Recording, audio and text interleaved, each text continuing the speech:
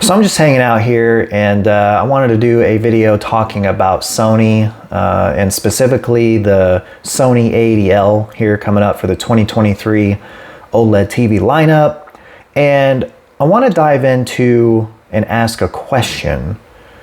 Did Sony do enough with their changes for the gaming part to catch up with LG? That's the question for this video. And if you're somebody who is in the TV market and looking at potentially a Sony A80L or maybe an LG C3 or a Samsung OLED or something like that, leave a comment below on which one you're most interested in and let me know what your thoughts are on this. But I really have two things to cover here. Strictly movie watching, you're 99% of the time going to be watching movies and sports or whatever, and it's all about picture processing and motion. Maybe you still lean with the Sony, maybe. But even then, the LG has done a great job with their new processors of really catching up to Sony in the processing game. But anyway, that's not what this video is about. This video is talking specifically about gaming. And the reason why this is interesting to me is because I'm gonna go down here real quick and jump to the gaming section, okay, for the A80L here. And there's gonna be a couple of things that jump out, at least to me, when I'm looking at this page and I'm like researching these TVs and wanting to figure out which one would kind of fit my use case best. There's a couple of things that stand out, okay? Let's talk about the positive part first though. The Sony here has finally implemented a game bar, okay? On the surface, love this. Should have had it 2 or 3 years ago. Their primary competitors in the space have had something like this for a number of years now. And if you're somebody who hasn't had a game bar or a game dashboard or a game optimizer, some way to, within the game settings, in the middle of the game, just hit a button and quickly toggle certain settings to tailor it to your visual, like what you're looking for to have the best immersion experience, you don't know what you've been missing out on. And I could tell you, I could speak to personally knowing how convoluted the settings system is for Sony's TVs, considering I have a Sony A80J 2021 OLED. And when you're playing a PS5 game or an Xbox Series X game or PC or whatever, and you want to go in and make certain changes, you have to jump over quite a few hurdles to do it, and it's pretty annoying. And I didn't realize how annoying it was, honestly, until I got my LG C2, which is now my primary gaming display. And that game dashboard and that game optimizer, I was like, oh wow, this is way better. Having quick access to these settings that I can adjust in the game to dial it in the way I want for this specific game versus that one, awesome. Anyway, love that they brought a game dashboard, or that they implemented a game dashboard here, or a game bar. I guess we'll call it the game bar. You'll have some cool things to toggle, you know, VRR. You'll have this crosshairs thing for FPS games. I think that's kind of interesting. And you have a couple of other settings here you can manipulate while you're playing the game. That's great. Let's go down here a little further and get into the other thing. HDMI 2.1, 4K 120, a variable refresh rate, and ALLM. Our TVs give you smooth and clear movement of responsive gameplay. That sounds pretty cool. That sounds good. Except you're missing something here. Why isn't it telling me all 4 of your HDMI ports are capable of 4K 120? Okay, so I haven't really dove into the two things that are the reasons why I don't think that Sony has caught up yet to LG and even Samsung in gaming. One of them is this right here, HDMI 2.1. The key here is the 4K 120 frames per second capability. And there's some deeper specs on that I could get into, but just to keep it high level, how many of your ports, you could market the TV as having 1,000 HDMI 2.1 ports, but if only 2 of them can do 4K 120, that's what I'm looking for as a gamer. Is what kind of FPS level can this get to? Hell, Samsung has TVs that can do 144. So, Sony, good job putting in a game bar like that. Good job keeping some 4K HDMI 2.1 ports that do 4K 120, but you're still dropping the ball. And here's where you're dropping the ball. Only 2 of these still can do 4K 120. Let me repeat that. In 2023, you have a TV that still only has 2 HDMI ports capable of doing 4K 120 frames per second. And on top of that, one of them is still the eARC port, which means you really only have one that's going to be free if you're going to listen to speakers outside of the TV. If you're somebody who is just going to be gaming and using the TV speakers, you're good to go. I mean, you can use both. I shouldn't say good to go. You can use both of them. You can have your Xbox Series X on HDMI 3 and the PS5 on HDMI 4, and you're off and running. But how many of us are actually doing that? I'm not. Okay, I utilize eARC. I have AV receivers. I like to have immersive sound to go with my immersive visuals. And I imagine most of you are the same.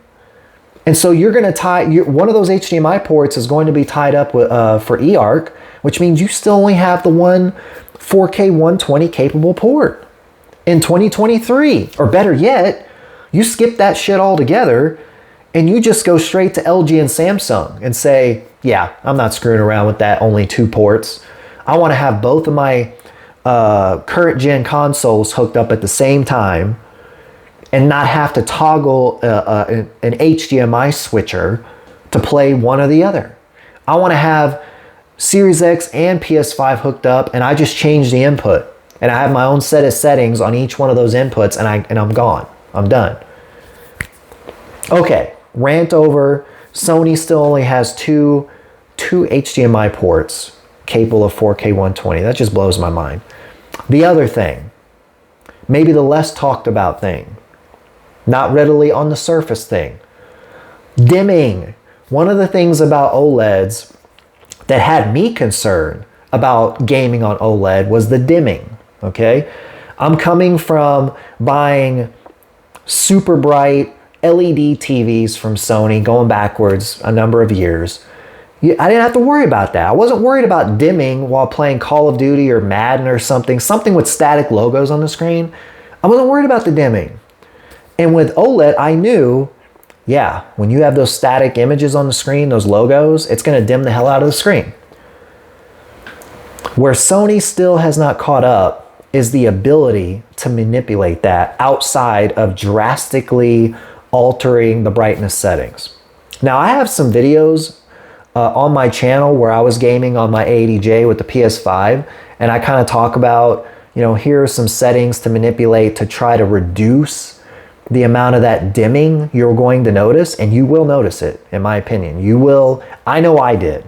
Okay, playing a game of Madden, by the middle of the second quarter, that screen looks like I'm watching, it looks like I've turned the brightness almost completely down. That's how drastic the brightness was between when the game started and by the second quarter. Now, now to change that, either you'd have to have a full screen change, like, let's say you're playing Madden and the TV is dim as hell now compared to when you started, and it goes to the halftime, and then, you let it go through halftime for a minute, and then when you go to the gameplay again and that logo or the static image is at the bottom again, the scoreboard, you'll notice the TV bright as hell again.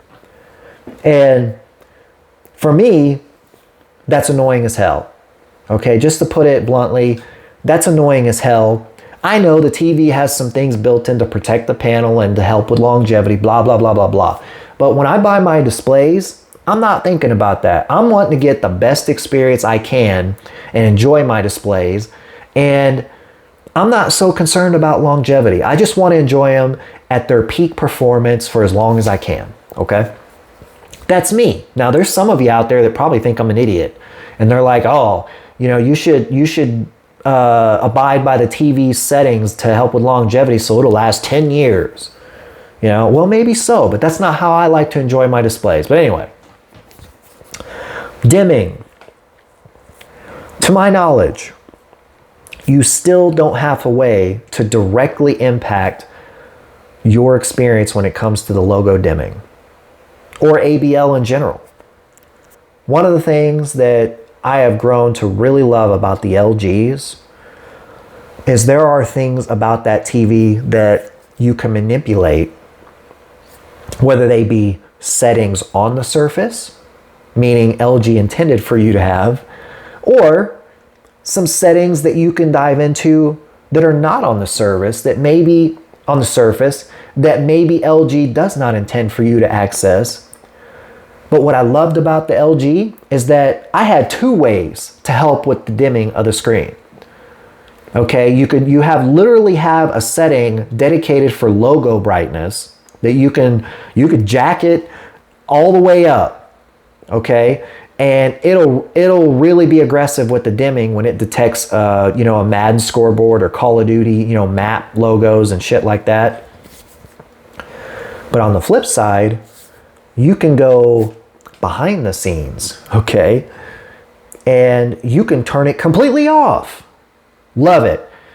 And for those of you out there that are willing to take the risk, like you're not really worried about a warranty issue or anything, or you're not worried about having a warranty claim denied for shutting everything off, isn't that a great feeling knowing that you can actually disable it entirely and you could just play your games and not worry about dimming? Meanwhile, Sony, you're screwed. It's going to be overly aggressive dimming, and there's nothing you're going to be able to do about it except for lower your peak luminance and lower your brightness and contrast to the point where it's still going to dim, mind you.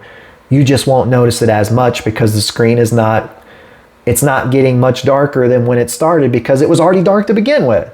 So, recap, if you're still with me, did Sony do enough to catch up as far as making this a primary target for you for a primary gaming display? Absolutely not.